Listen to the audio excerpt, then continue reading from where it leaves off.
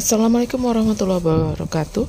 Jumpa kembali dengan saya di channel Arlin Yuanita, channel yang ngajakin kamu jalan-jalan. Oke, karena aku masih di kota suci Madinah, kami mengadakan acara city tour yang salah satunya adalah mengunjungi Jabal Uhud atau Bukit Uhud. Kita belajar tentang Jabal Uhud ya. Jabal Uhud merupakan suatu gunung yang menyimpan sejarah penting dalam Islam karena menjadi saksi perjuangan Rasulullah Shallallahu Alaihi Wasallam dan para sahabat dalam menyebarkan ajaran Islam. Gunung ini menjadi tempat terjadinya perang Uhud yang melibatkan antara kaum Muslim dengan kaum kafir Quraisy Mekah. Letak Gunung Uhud. Jabal Uhud menjadi sangat terkenal setelah terjadi peristiwa perang Uhud pada masa Rasulullah Shallallahu Alaihi Wasallam. Jabal Uhud terletak sekitar 5-6 km sebelah utara kota Madinah. Jabal Uhud merupakan gunung batu berwarna kemerahan dengan tinggi sekitar 1050 meter dan panjang 7 km. Gunung Uhud berbentuk seperti sekelompok gunung yang tidak bersambungan dengan gunung-gunung lain. Sementara pada umumnya bukit di Madinah berbentuk sambung menyambung. Atas dasar itulah penduduk Madinah menyebutnya Jabal Uhud atau Gunung Uhud yang artinya bukit menyendiri. Peristiwa di Gunung Uhud. Gunung Uhud merupakan tempat terjadinya perang Uhud.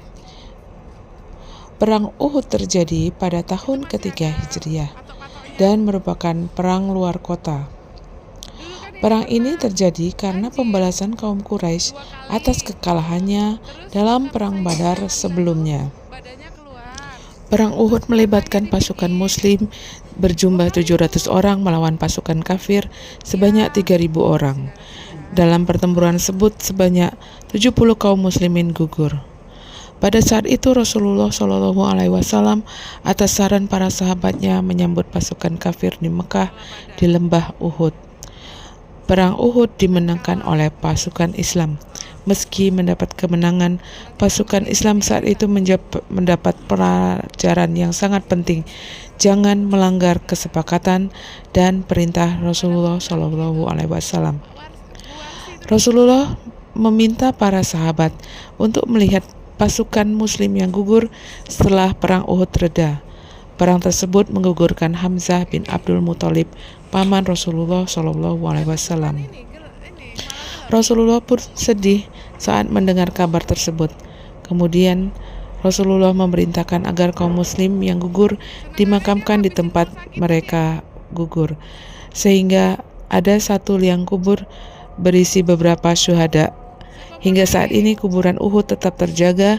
Di sekeliling kuburan ini berdiri tembok yang sangat kokoh. Keistimewaan Gunung Uhud. Gunung Uhud adalah salah satu dari gunung-gunung di surga. Gunung Uhud mencintai Rasulullah Shallallahu Alaihi Wasallam, begitu juga sebaliknya. Dari Anas bin Malik radhiyallahu anhu, Rasulullah Shallallahu Alaihi Wasallam bersabda, "Sesungguhnya Uhud adalah satu gunung yang mencintai kami dan kami juga mencintainya." Hadis riwayat Bukhari, Ahmad, dan Muslim. Gunung Uhud berguncang ketika Rasulullah SAW beserta para sahabat sedang berdiri di atasnya. Dari Anas bin Malik radhiyallahu anhu, Rasulullah SAW mendaki Gunung Uhud bersama dengan Abu Bakar radhiyallahu anhu, Umar radhiyallahu anhu, dan Utsman bin Affan. Ketika Gunung Uhud itu berguncang, Rasulullah SAW menghentakkan kakinya dan bersabda, "Diamlah kamu wahai Uhud, karena sesungguhnya berada di atas kamu adalah seorang nabi, seorang siddiq, dan 2 orang syahid." Hadis riwayat Bukhari. Gunung Uhud menjadi tempat ziarah.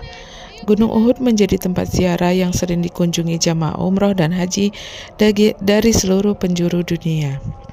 Abu Daud meriwayatkan bahwa baik juga kalau seorang muslim mengunjungi kuburan para syuhada di Uhud, karena Rasulullah SAW mengunjungi kuburan mereka dan mengucapkan salam kepada mereka. Jamaah haji atau umroh yang ziarah ke makam syuhada tersebut dapat mengenang perang Uhud dan perjuangan Rasulullah SAW bersama para sahabat serta kaum muslimin lainnya. Bahkan Rasulullah SAW berziarah ke makam syuhada setiap tahunnya. Kebiasaan tersebut diteruskan oleh para khalifah setelah Rasulullah wafat. Di dalam kompleks makam syuhada terdapat makam Sayyidina Hamzah. Selain makam syuhada, terdapat tempat bersejarah lain di kawasan Uhud, yakni Masjid Al-Fas, di mana Rasulullah pernah sholat zuhur setelah perang Uhud selesai. Cuaca hari itu cukup terik dan angin bertiup sangat kencang. Tiba di lokasi, terlihat sejumlah peziarah yang mendaki sebuah bukit bernama Bukit Rumat yang berada di kaki Gunung Uhud. Dari puncak Bukit Rumat, peziarah bisa memandang Jabal Uhud dengan jelas. Bila lelah mendaki Rumat, jemaah bisa membeli makanan atau minuman di sekitar lokasi. Ada juga kios yang menjual berbagai barang khas Arab Saudi, seperti serban, sajadah, hingga celak. Ada juga berbagai rempah dan herbal, seperti daun mint. Di dekat kios-kios ada Masjid Jam'eh Sayyid Al-Syuhada. Peziarah juga bisa melaksanakan sholat di masjid ini.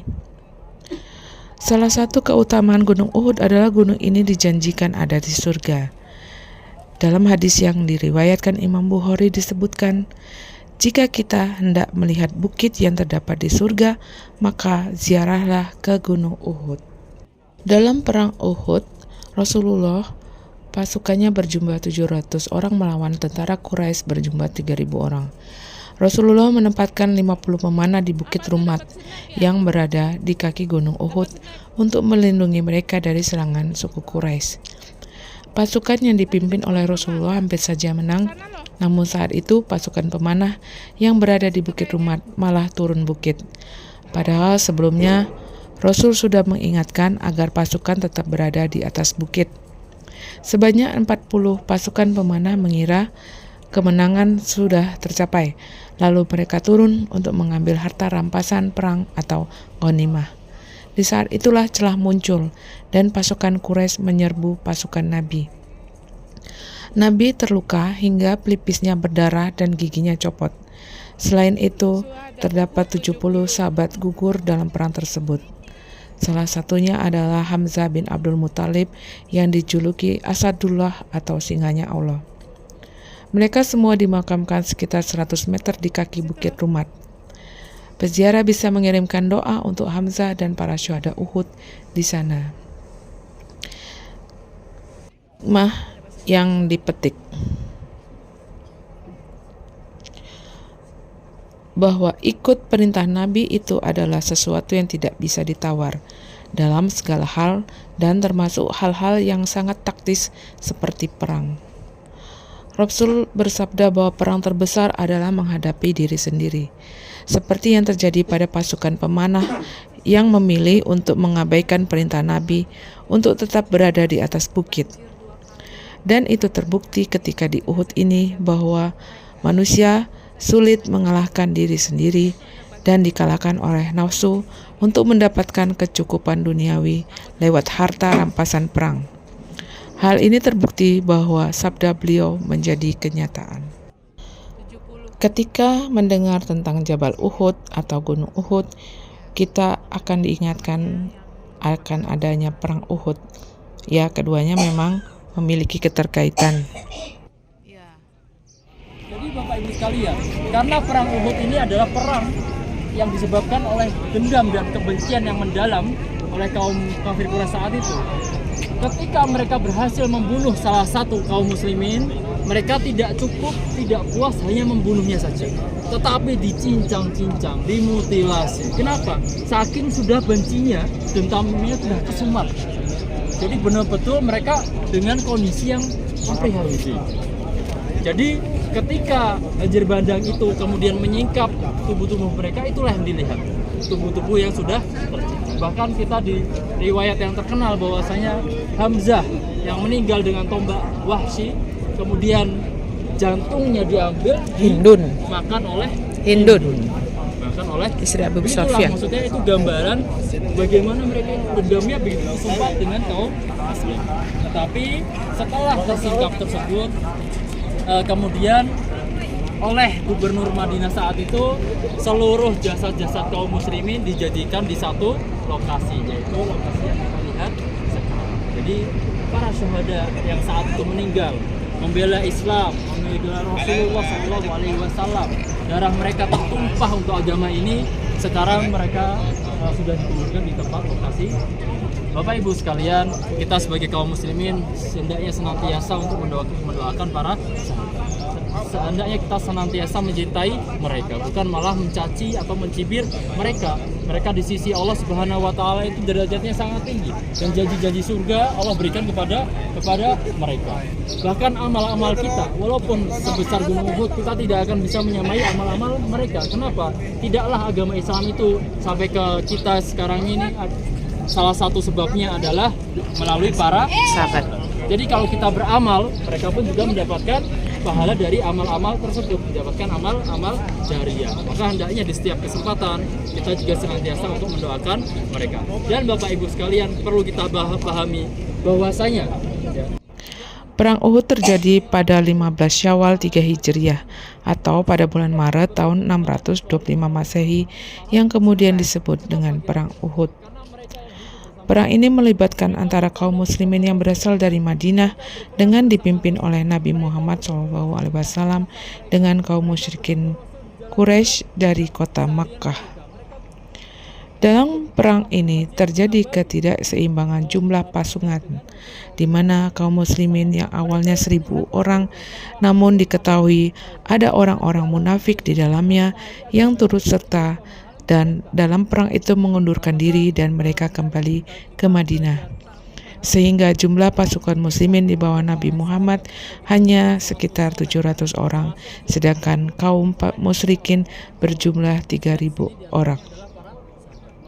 Awalnya pasukan muslimin sudah menampakkan kemenangan, namun ada pemanah di atas gunung Ar-Rimah yang tergoda dengan barang berharga milik kaum musyrikin yang ditinggalkan. Mereka pun meninggalkan posisi tersebut. Padahal sebelumnya Rasulullah sudah berpesan agar tidak meninggalkan tempat mereka. Namun mereka melanggarnya, kecuali Komandan Abdullah bin Jabir serta 6 pemanah lainnya. Karena kondisi itulah Khalid bin Walid selaku komandan Quraisy yang kala itu belum masuk Islam, membawa pasukannya untuk berbelok arah ke belakang pasukan Islam, dan inilah yang membuat pasukan muslimin mengalami kekalahan. Dalam perang ini terdapat 70 sahabat Nabi yang gugur, salah satunya adalah Hamzah bin Abdul Muthalib, paman Nabi, dan hal ini membuat Rasulullah sangat terpukul. Rasulullah SAW sangat mencintai Jabal Uhud. Suatu hari beliau pernah berada di atasnya bersama Abu Bakar As-Siddiq, Utsman bin Affan dan Umar bin Khattab. Tiba-tiba saja gunung itu bergetar dan Nabi menghentakkan kakinya lalu berkata, "Diamlah engkau Uhud, di atasmu sekarang ada Rasulullah dan orang yang selalu membenarkan, Abu Bakar radhiyallahu anhu, dan 2 orang yang akan mati syahid, Umar bin Khattab dan Utsman bin Affan." Setelah itu Jabal Uhud pun tidak bergetar lagi. Hal ini menjadi tanda kerinduan serta gembiranya Gunung Uhud menyambut kedatangan Nabi Muhammad SAW. Bahkan apa yang dikatakan oleh beliau tentang kematian Umar dan Utsman menjadi suatu kebenaran di hari berikutnya. Demikian dari aku tutup dengan wabillahi taufik wal hidayah. Wassalamualaikum warahmatullahi wabarakatuh. Thanks for watching.